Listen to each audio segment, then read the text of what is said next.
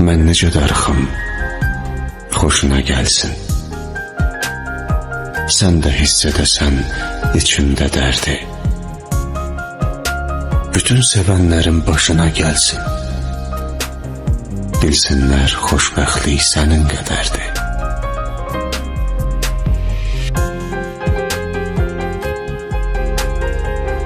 Əzrail belimdən vurur, get, geri. Nə ruhda tabum var, nə yazmağa əl. Deyirlər, sevənlər qayıdır geri.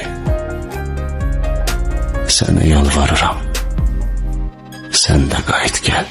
Biz seninle bir denizin sahilinde, iki ayrı liman. Biz seninle bir ateşten tüstülenen farklı duman.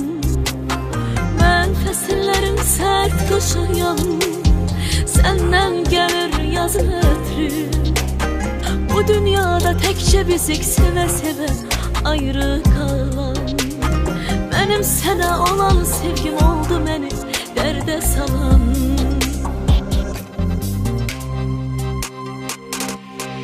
Uzun gelir dəqiqələrin mesafesi, ay ömrüm. Eşidilmir görünə vaxtı eşkin sesi, ay ömrüm. Üstümüze düşür her gün qəm kölgesi, ay ömrüm. Ağır keçir ayrılığın mərhələsi, ay ömrüm. Uzun gelir dəqiqələrin mesafesi, ay ömrüm. Eşidilmir görünə vaxtı eşkin sesi, ay ömrüm. Üstümüze düşür her gün qəm kölgesi, ay ömrüm. Ağır keçir ayrılığın mərhələsi, ay ömrüm. Sənin üçün darıxmışam. Gözlərinə baxmaq üçün, əllərini sıxmaq üçün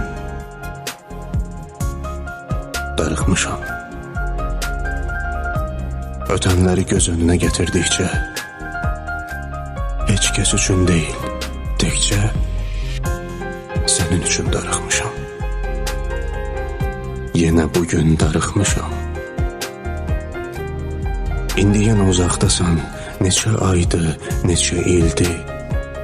O əvvəlki gedişlərin bu qədər uzun deyildi. Heç kəs üçün deyil, təkcə sənin üçün darıxmışam. Mən fəsilləri sərt qoşayan, səndən gəlir yazın ətri. O dünyada təkcə bizik sevə sevə ayrı qalan. Mənim sənə olan sevgim oldu məni dərdə salan. Uzun gəlir dəqiqələrin məsafəsi, ay ömrüm. Eşidilmir görünə vaxtı eşkin sesi, ay ömrüm. Üstümüze düşür her gün qəm kölgesi, ay ömrüm. Ağır keçir ayrılığın mərhələsi, ay ömrüm. Uzun gelir dəqiqələrin mesafesi, ay ömrüm. Eşidilmir görünə vaxtı eşkin sesi, ay ömrüm.